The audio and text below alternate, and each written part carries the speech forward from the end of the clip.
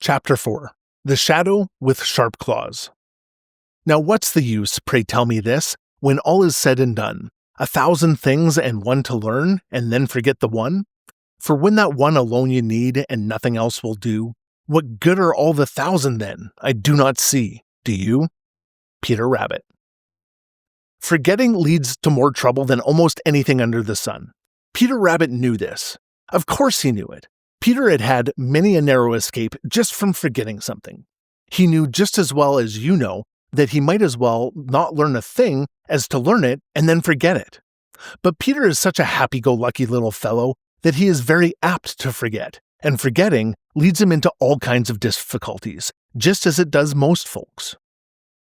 Now, Peter had learned when he was a very little fellow that when he went out at night, he must watch out quite as sharply for Hooty the Owl as for either Granny or Reddy Fox, and usually he did. But the night he started to make a journey to the Old Pasture, his mind was so full of Old Man Coyote and Granny and Reddy Fox that he wholly forgot Hooty the Owl. So, as he scampered across the Green Meadows, lipperty-lipperty-lip as fast as he could go, with his long ears and his big eyes and his wobbly nose all watching out for danger on the ground, not once did he think there might be a danger from the sky above him. It was a moonlit night, and Peter was sharp enough to keep in the shadows whenever he could. He would scamper as fast as he knew how from one shadow to another, and then sit down in the blackest part of each shadow to get his breath, and to look and listen and make sure that no one was following him. The nearer he got to the Old Pasture, the safer he felt from Old Man Coyote and Granny and Reddy Fox. When he scampered across the patches of moonshine, his heart didn't come up in his mouth the way it had at first. He grew bolder and bolder. Once or twice he stopped for a mouthful of sweet clover. He was tired, for he had come a long way, but he was almost to the Old Pasture now, and it looked very dark and safe, for it was covered with bushes and brambles. Plenty of hiding places there, thought Peter. It really looks as safe as the dear old briar patch. No one will ever think to look of me way off here.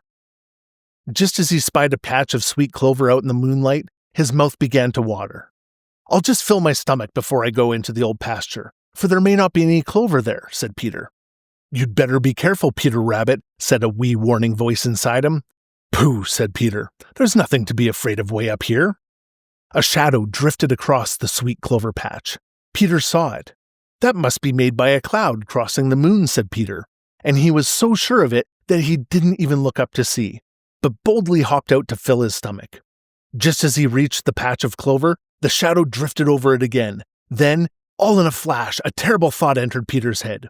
He didn't stop to look up. He suddenly sprang sideways, and even as he did so, sharp claws tore at his coat and hurt him dreadfully.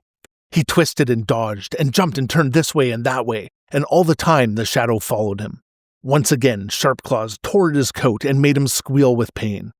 At last, when his breath was almost gone, he reached the edge of the Old Pasture and dived under a friendly old bramble-bush. Oh, sobbed Peter, I forgot all about Hooty the Owl. Besides, I didn't suppose he ever came way up here.